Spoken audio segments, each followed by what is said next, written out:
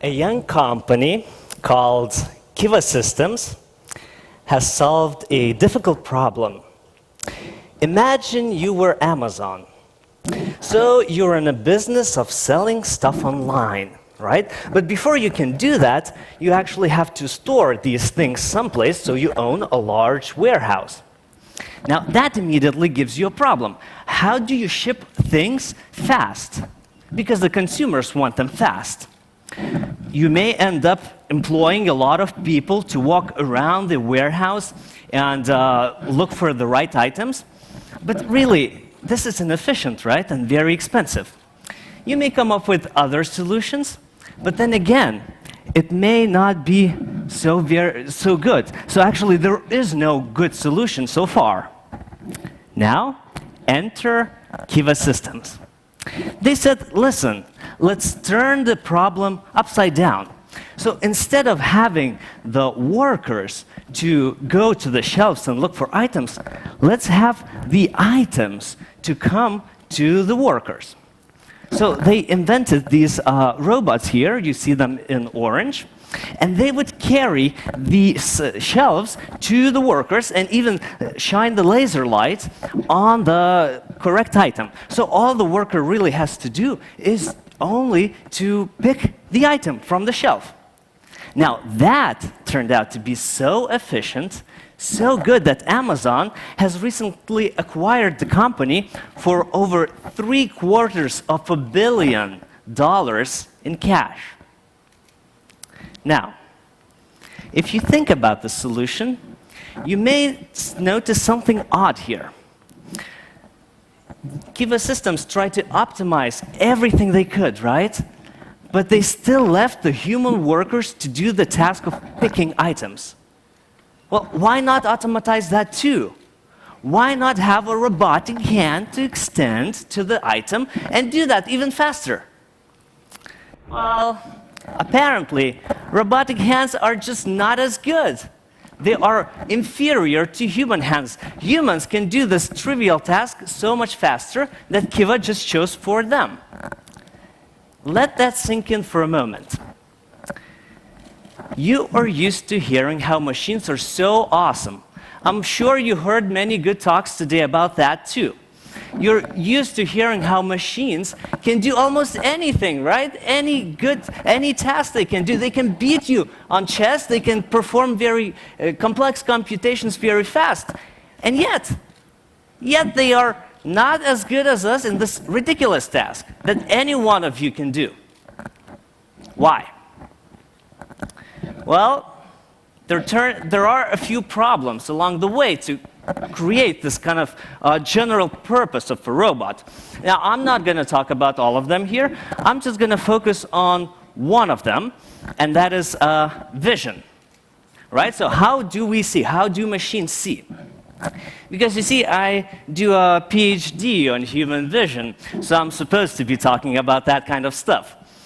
But when I tell people about this, they're like, I have no idea. They have no idea what I'm doing. So I take this occasion to explain everybody what I do. All right? So what I do, I look at the brain. And when I look at the brain, I want to understand the processes that allow us to see. Now, people get that, right? So people are like, whoa, you look into the brain. All right. What do you see there? And then, I don't know, maybe it's just me, but I just tend to tell them, when I look into the brain, I see this. All right.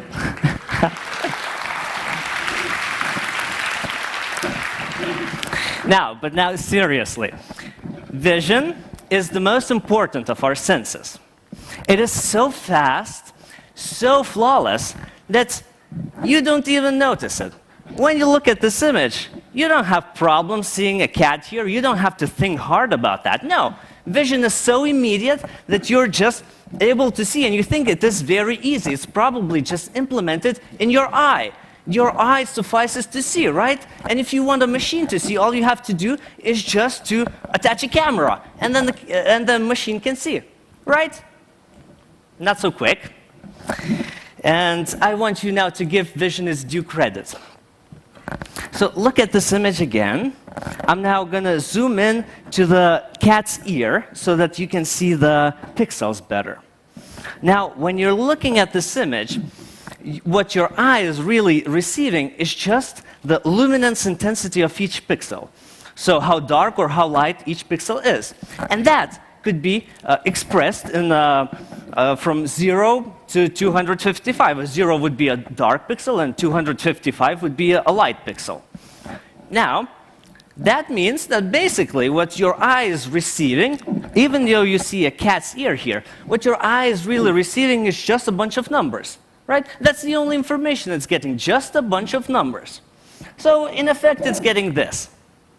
Now, it may be a little bit hard to see, right? But this is pixels, pixel luminance, converted to its numerical values. All right, so it's just a bunch of numbers from 0 to 255. So I have not changed the information. I only changed the format. But now you are not sure what you're seeing anymore. You don't know if there is a cat there, if there is a cat's ear anymore, right? And now you're ready to appreciate my PhD. My PhD is about... So we're trying to understand how we get from these numbers, which come into your eye, how do we get from them into a meaningful understanding that there is a cat's ear behind these numbers? It may strike you now, but nobody knows. Nobody knows how we see. Nobody knows what computations are necessary to go from these numbers to cat's ears. So, well, I will explain that to you in just a moment, but please understand that what we have right now, what the problem is that if we don't know how to see, machines also don't know how to see. We can't make machines that could actually see. We don't have them. Well, there is actually one system that has it. You know what it is? Well, it's your brain, right? You can see. So your brain has solved the problem of vision. So what I am doing, I'm stealing from the brain the algorithms that it has. So that's how it looks like. Now you're seeing a side view of the brain. So, and what your visual system is doing is gradually transforming them step by step. It's performing various computations. So from one region you go to another and you do something with these numbers, pass them on and so forth, until you get to the end of the chain, to this infratemporal cortex here, where we actually get the ability to categorize these numbers as a cat. So this is the problem that we're trying to solve, and it's much more complex than what I'm showing to you here, but the most immediate thing is to understand the computations. Now, I want to illustrate what kinds of computations we have in the brain so that you get an idea. So, for example, in the primary visual cortex, you see it denoted as V1 in this green area in the back of our brain. That's the first cortical area that does image processing. So the computation that it does is actually that of edge detection. So if you have this cat here, and you look at this body against the background, so at the top of the image, there are some edges, right, that the cat is forming against the background. And if there is a neuron in the brain that likes kind of these oblique-oriented edges in the cat, it just likes these edges, it's going to respond, and its response is going to look like that. So it's detecting an edge. And since we have more than one neuron in the brain, they like different kinds of edges. They can detect different edges, and so in the end, you get this. So that's kind of a cat that, as your primary visual cortex is perceiving, just a bunch of lines. All right, so we have detected edges of the cat. So this is where we are, and now you may think that we're doing pretty well, right? We have done some processing on the image. What is there else to do? I may remind you that there are more regions in the brain that do some processing, but really, I mean, we got the cat out here. What else do you want? What else do I want? Well, let me show you this one little region here. All right, the slide is missing. Well, maybe it's not missing. Okay, here it is. So let's focus on the bottom one, right? So you see a horizontal edge and the vertical edge, right? Now, the problem that you're facing, or your brain is facing, is how do you know that these two edges do not belong together? You see, the vertical edge is part of cat's leg, and so is half of the horizontal edge. But the other half is the floor, right? I just go back and forth. So the other half is just the part of the floor. How is your brain supposed to know that these edges do not belong together? How would a machine know that?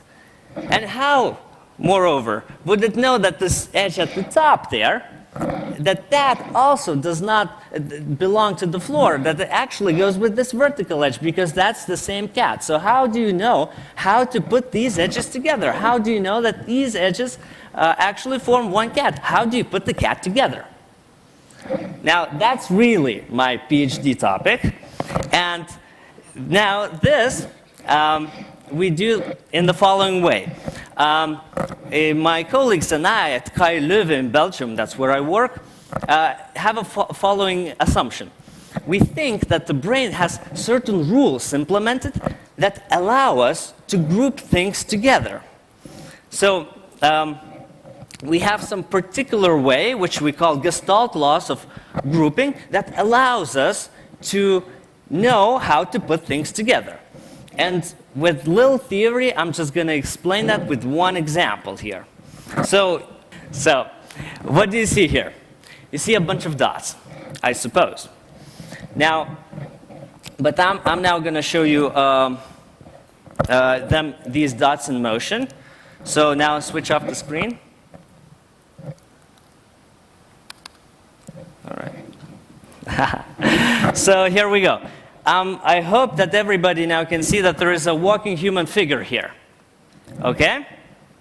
So there is a walking human figure, and really that all you need is just a bunch of dots and motion cues, and that's sufficient for you to be able to perceive this very complex percept, which is a walking human figure. So this is the power of grouping laws. If you know the right rules, how to put things together, you can see very difficult things. And we're really sensitive to this. Look at that. That's a guy, and oh, that's a girl. See, I haven't changed much here. But you can see crazy things. So, that's my research. It's fun, right? Okay, but so far I've only been talking about vision. Now, I want to make a broader statement here, and that is the following. Understanding the underlying principles of human brain, understanding the principles that allow us to act, will help us in making machines that are much better. That will allow us to make machines based on the same principles as we work. And that will mean that we have machines that can actually act the way we act, that actually fail in ways that we fail. So then we can develop a bond to our machines. We can trust them more. Do you remember Tamagotchis here? This? Some of you may have probably those some 15 years ago back in school. You had to take care of them, of this toy. You know, you have to feed them, you have to entertain them, and if you fail, Tamagotchi may die. Well, that's a very simple implementation of these kinds of natural principles in the machine. Suddenly, people start feeling that this is not a machine anymore. This is something that you can attach to. And people went crazy over this. I mean, some people started burying their dead Tamagotchis in cemeteries. Others developed new careers as Tamagotchi sitters. So that's like babysitting, but now for Tamagotchi. That's how strong it is. This is what I'm talking about. That I want people to embrace machines. I mean, this is a trivial example, but I want people to love machines. Because if we love machines, you know what we can do? we can give them the tasks that we hate to do. Cleaning house, or like driving a car, or doing groceries, or cooking food. I mean, I hate it. I do it every day and I hate it. So I want a machine that I can trust that would do it for me. Think of a task. Any task that you do daily. Could a machine do it for you? Could it do it just as well as you do it? If yes, then it has to do it instead of you. Because you are not supposed to be a slave to your body. This is the manifesto of the world that I want to have. Thank you very much.